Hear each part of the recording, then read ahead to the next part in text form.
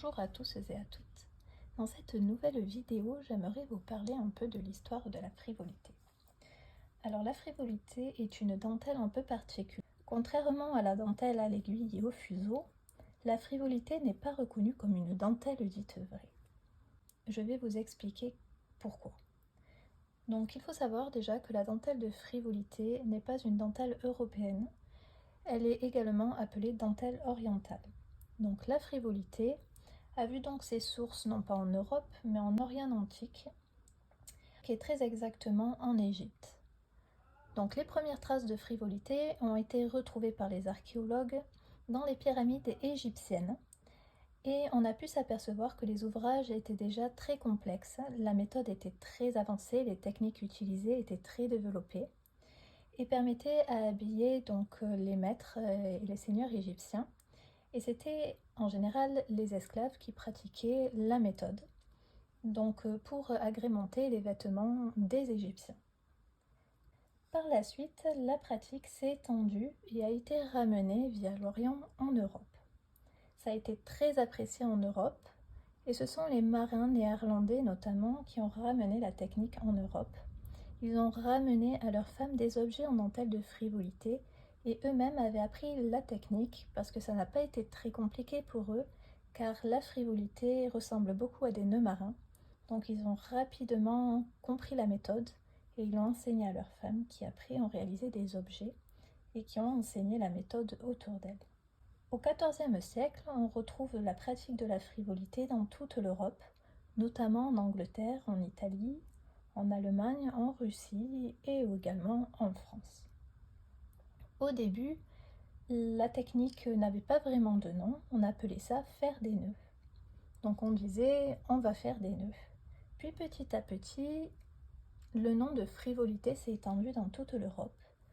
Vous savez pourquoi? En fait parce que la méthode, la frivolité, la pratique de cette dentelle était assez futile. Et quand les femmes se réunissaient pour pratiquer la frivolité, elles se réunissaient dans des salons et parlaient de sujets et d'autres, de sujets futiles. Donc ce mélange d'activités et de sujets futiles ont donné le mot frivolité à la technique. Au XVIe siècle, la frivolité a été exportée en Amérique avec la crise de la patate, parce que les Irlandais utilisaient donc la méthode de frivolité pour réaliser des objets, les vendre et faire face à la crise économique qu'il y avait parce qu'ils étaient dans une très grande pauvreté. Et le fait de vendre des objets en dentelle de frivolité, ils pouvaient récolter des fonds et pouvoir manger, et beaucoup ont immigré notamment en Amérique où ils ont du coup exporté la méthode durant la crise de la patate.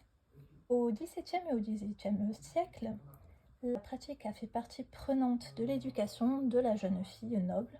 Il fallait que toutes les jeunes filles nobles sachent pratiquer la méthode, la maîtriser, et elles faisaient des cols, des napperons, ainsi que des mouchoirs. Les navettes utilisées avaient beaucoup d'importance parce qu'elles montraient la richesse et la classe sociale de la propriétaire. Donc il n'était pas étonnant de retrouver des navettes en ivoire, en nacre, en or, voire même en porcelaine. On a retrouvé de nombreuses images de Marie-Thérèse, de Marie-Antoinette en train de faire de la frivolité. Il y a une image également très connue de Madame de Dengue qui utilise des navettes. Vous vous doutez bien que Madame de Pompadour a également pratiqué la frivolité. On a retrouvé ces navettes qui étaient des navettes de très grand prix. Après la Révolution, les navettes que les femmes utilisaient sont devenues plus petites parce qu'au début, lorsque l'on pratiquait la dentelle de frivolité, on utilisait seulement une seule navette et cette navette était très large et très grosse.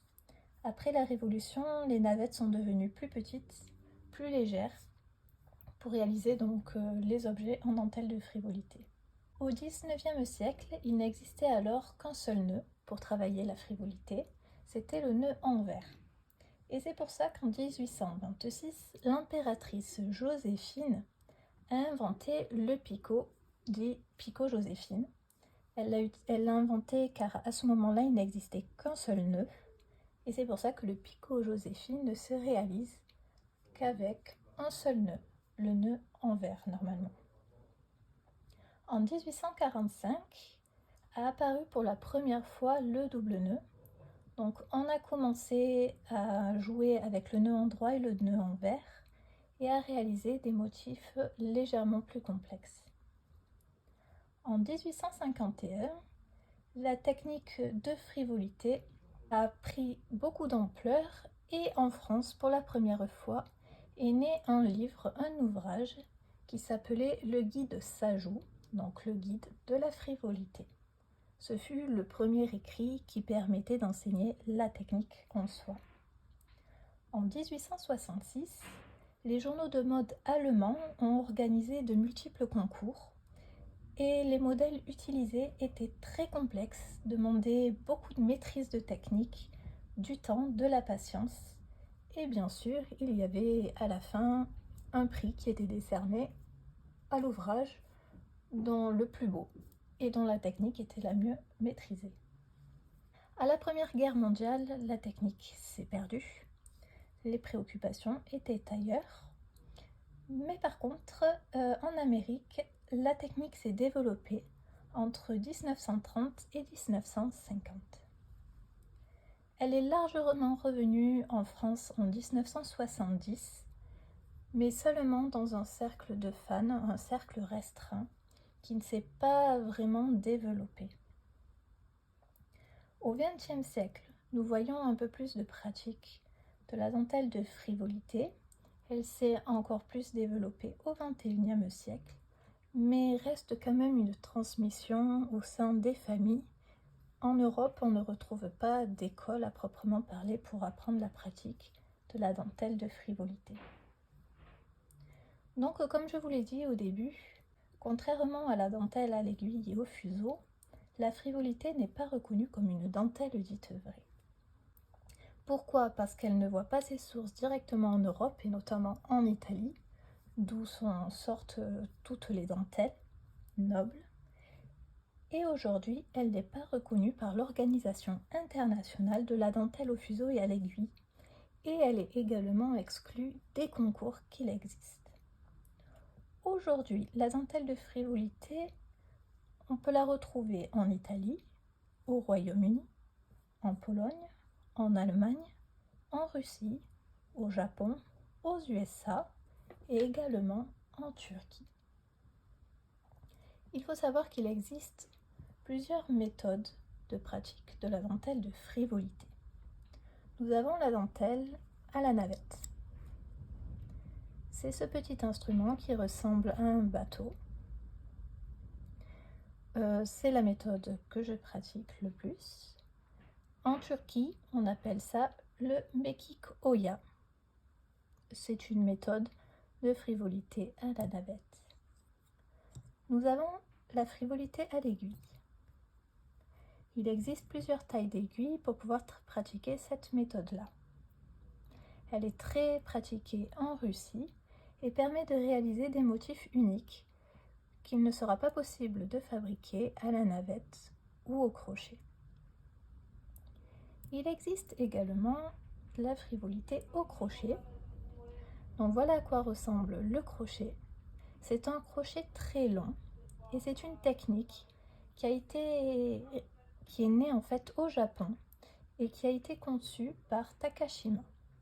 Ça s'appelle la frivolité Takashima.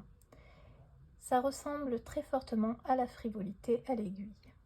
Puis nous avons la frivolité celtique qui se réalise avec ce petit engin.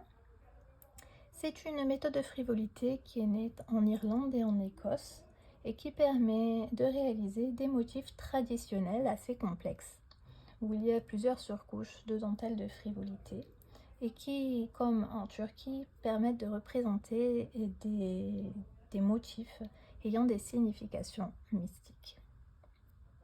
Donc voilà, nous avons fait le tour des différentes méthodes de dentelle de frivolité.